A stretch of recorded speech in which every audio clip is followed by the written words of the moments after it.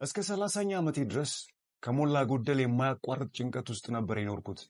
ራስን በራስ የማጥፋት ድረስ የሚያደርስ የመንፈስ ጭንቀት።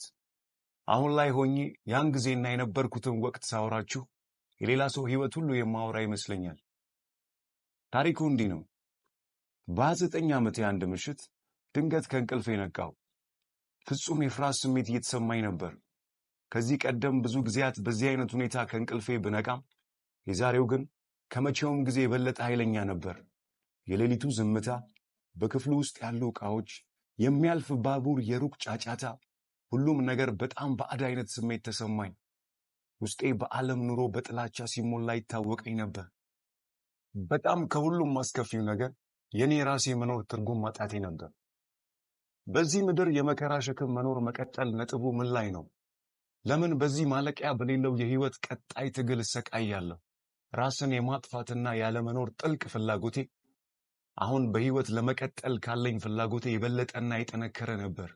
በአእምሮዬ እየደጋገመ ሲያስተጋባ የነበረው ድምፅ ይህ ነበር: ከእንግዲህ ከራሴ ጋር መኖር አልችልም።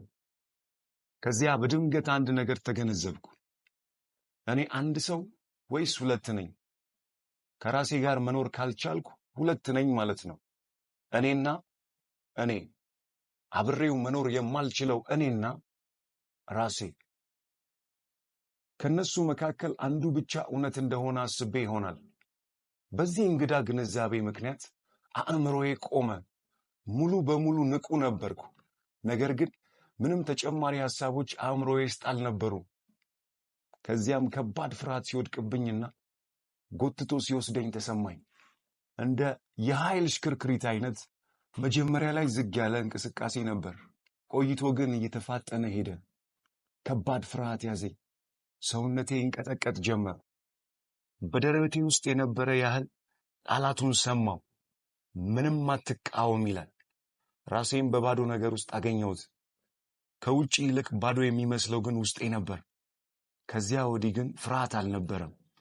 እናም ራሴን ወደዚያ ባዶነት እንድወድቅ ፈቀድኩ። ከዚያ በኋላ ግን የሆነውን ማስታወስ አልቻልኩም። የዛሬ የመጽሐፍ ቅምሻችን እንደ አውሮፓውያን አቆጣጠር በ1999 ለሁለተኛ ጊዜ በታተመ ወቅት የጋዜጠኞች ቁንጮና ንግሥት በሆነችው ኦፕራ ዊንፍሬ ሊነበቡ ከሚገባቸው የክፍለ ዘመኑ ድንቅ መጽሐፍ ስትል ከመረጠችው በኋላም በሰሜን አሜሪካ ከ3 ሚሊዮን ኮፒ በላይ ለመቸብቸብ የበቃውና በኒውዮርክ ታይምስ መጽሐፍ ሽያጭ ቤስት ሴሊንግ ቡክስ በመባል አንደኝነትን ደረጃ መቆጣጠር የቻለ እንዲሁም ከ33 በላይ በሚሆኑ የዓለም ቋንቋዎች ተተርጉሞ ተወዳጅነትን ያተረፈውን የኢካርት ቶሌ The Power of Now ወይም ደግሞ የአሁን ኃይል የሚለው መጽሐፍ። በመግቢያ ላይ የሰማችሁት አሳዛኝ ታሪክ የዚህ መጽሐፍ ደራሲ የኢካርት ቶሌ ነበር። ቶሌ ትውልዱ ጀርመናዊ ሲሆን የመንፈሳዊ ሜታፊዚክስ እንዲሁም የሰልፍ ሄልፕ መጽሐፍት ደራሲ ነው። እንደ አውሮፓውያን አቆጣጠር በ1977 በ29 ዓመቱ በአንድ ምሽት ከገጠመው እሱ መንፈሳዊ ልምምድ ከሚለው መገለጥ የተነሳ ውስጣዊ ለውጥን በማግኘቱና ከነበረበት ከባድ የጭንቀት በሽታ ከዳነ በኋላ ስሙን ከኤልሪክ ወደ ኤክሃርት በመለወጥ በዓለም ዙሪያ ተወዳጅ የሆነውን የመጀመሪያውን መጽሐፉን ማለትም The Power of Now A Guide to Spiritual Enlightenment የሚለውን በ1997 ለህትመት ለማብቃት ችሏል። The Power of Now ወይም የአሁን ኃይል መጽሐፍ መንፈሳዊና ስነ ልቦናን አጣምሮ የያዘ መጽሐፍ ሲሆን ሰዎች ከራሳቸውና ከሌሎች ጋር እንዴት ጤናማ ግንኙነት ሊኖራቸው እንደሚችል በስፋት ያብራራል። ራስን የማሰላሰል ሰልፍ ሪፍሌክሽን እና በአሁን ጊዜ የመገኘት ጽንሰ ሐሳብ present in the moment መርሆችን ቀለል ባሉ ምሳሌዎች ያሳያል። የመጽሐፉ ጭብጥ አሁን ያለው ጊዜ ብቻ ነው እውነተኛና ጠቃሚ። Only the present moment is really matter ይላል። ያለፈውና የመጪው ጊዜ በሐሳባችን የተፈጠሩ ናቸው። ሰዎች ሕይወታቸውን እንዲቆጣጠሩ ወይም ኮንትሮል እንዲያደርጉ መጠየቃቸው የሚያመጣው ትርፍ ቢኖር ህመምና ቅዠት ብቻ እንደሆነ ቶሌ በመጽሐፉ ይገልጻል። እንዲሁም በአሁን ጊዜ ወይም in the present moment ራሳቸውን እንዲይዙ ወይም እንዲሆኑ ለመርዳት የመዝናናትና የማሰላሰል ወይም ሜዲቴሽን ዘዴዎችን እንዲጠቀሙ ቶሌ ይመክራል በመጽሐፉ። ከነዚህ መካከል ብዙ ተግባራትን በመቀነስ avoiding multitasking እንዲሁም ፍጥነትን በመቀነስ ከተፈጥሮ ጋር ጊዜ በማሳለፍ እንዲሁም ስለ ወደፊት ያለ መጨነቅን መተው ያካትታል።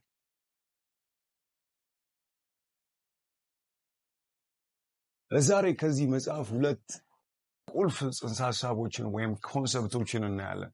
የመጀመሪያው እኛ አእምሯችን አለመሆናችን ነው። we are not our mind ይላል። አብዛኞቻችን አውቀን ኮንሺየስ ላይ አእምሯችንን አንጠቀምም። ይልቁኑ አእምሯችን በማያቋርጥ ሐሳቦች እኛን ይቆጣጠረናል። ብዙ ጊዜም በእኔነት ወይም ኢጎ ሰልፍ እንመራለን። ኢጎአችን ስለ ራሳችን ያለንን አመለካከት ካለፈው ልምዳችን እየቀዳ መሆን ስለምንፈልገው ደግሞ ከመጪው ጊዜ ይመገባል። ስለ ራስህ ያለ አመለካከት ያለፈው ህይወት ድምር ውጤት ከሆነና መጪውን ጊዜም ከዚህ መነሻ የምታይ ከሆነ በጊዜ ቅዠት ውስጥ ገብተሃል። አላፊው ሆነ መጪው ጊዜ ያለው አእምሮ ውስጥ ብቻ ነው። አብዛኛው ጉልበታችንን የምናባክነው ባለፈ አሊያም በሚመጣው ወይም በመጪው ጊዜ ላይ እንጂ በአሁን ጊዜ ላይ አይደለም ይላል ቶሌ በመጽሐፉ። ብዙ ጊዜ እምቅ አቅማችንና ኃይላችን የሚያልቀው ከአሁን ወይም ፕሬዘንት ሞመንት ይልቅ ባለፈው ወይም ልንለውጠው በማንችለው ወይም በመጪው በማናውቀው እርግጠኛ መሆን በማንችለው ላይ መሆኑ በጣም ያሳዝናል። ብዙዎቻችን አሁን ላይ የለንም፣ አብሰንት ነን። በአእምሯችን ሐሳብ ዓለም ያለፈው ጊዜ ላይ አሊያም ደግሞ ስለ መጪው በማሰብና በመጨነቅ እንቆያለን። በዚህም ሁልጊዜ የአሁንን ኃይል በማባከን ተጠምደናል። ናው ወይም አሁን እርግጠኛ ልትሆንበትና እውነት ወይም ሪል የሆነ ጊዜ ነው። ህይወት ሁሌ የምታስጨንቀንና የምታስፈራራን በማናውቀውና እውን ባልሆነው በመጪውና በወደፊት ጊዜ ላይ ቆማ ነው። በትላንትናና በዛሬ ላይ ምንም ስልጣን እንደሌላት ታውቃለች። ማንም ሰው ስለ መጪው እንጂ ስላለፈው ጊዜ ሊጨነቅ አይችልም። ዛሬም ቢሆን በእጅ ያለች ቀን ናት። አሁን ደግሞ ከዛሬ ይልቅ ኃይል አላት። ስለዚህ ትኩረትህንና ሐሳብህን ከዛሬ ይልቅ አሁን ላይ ማድረግን ተማር። ሁለተኛው የምናነሳው ኮንሰፕት ደግሞ ራሳችንን ከአእምሯችን እንዴት ነፃ እናደርጋለን? How do we free ourselves from our minds? ለዚህ ምላሽ የሚሆኑ ሁለት ነጥቦችን መጽሐፉ ያነሳል። አንደኛ አእምሮ ወይም የምታስበውን ሐሳብ በንቃት ተከታተል። Observe your mind. አእምሮህን ወይም የምታስበውን ሐሳብ በንቃት ተከታተል። ይህ ማለት የምታስበውን አስብ እንደሚሉት ማለት ነው። ካለፈው ጊዜ ወደ አሁን ትኩረትህን ሰብስብ። በመጪው ጊዜ በሐሳብ ከመጓዝ ለሐሳብ ሉጋ ማበጅለት። ከማያስፈልጉ የትላንት ትዝታዎች፣ ከማታውቀው ከመጪው ጊዜ ፍርሃት አእምሮ በአሁን ላይ ይሁን። ትኩረትህን በአሁን ላይ መሰብሰብን ተማር። አእምሮ በትላንት እንዲላዝን በመጪውም ደግሞ በፍርሃት እንዲቆዝም አትፍቀድለት። ሁሌም አሁን ላይ እንዲሆን አድርገው።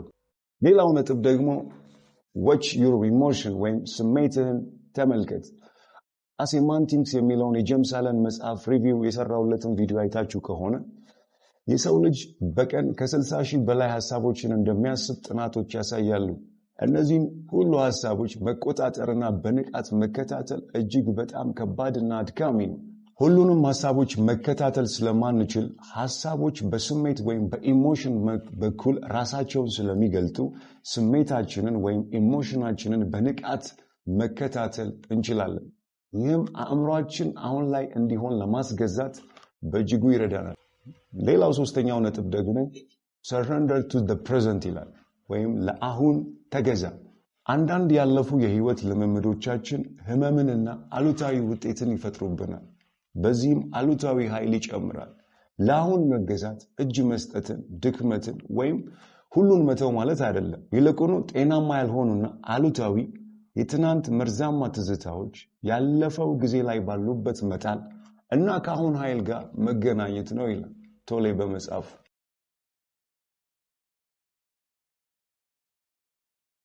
የዚህ መጽሐፍ የመጨረሻው ግብ ኤንላይትመንት ወይም መገለጥ የሚለው ሐሳብ ሲሆን የመጽሐፉ ደራሲ ቶሌ እንደሚለው በብርሃን ሁኔታ ውስጥ ከሐሳቦች በላይ በመሆን እነርሱን በንቃት በመቆጣጠር አሁን ላይ እንዲሆኑ በቁጥጥራችን ስር ማዋል ነው ይላል። አእምሯችን በእኛ ቁጥጥር ውስጥ እንዲሆን በማድረግ መጠቀምና በውስጣችንም ጸጥ ልናደርገው እንችላለን። በመጨረሻም ጥልቅ ግንዛቤ መፍጠርን ማስቻል።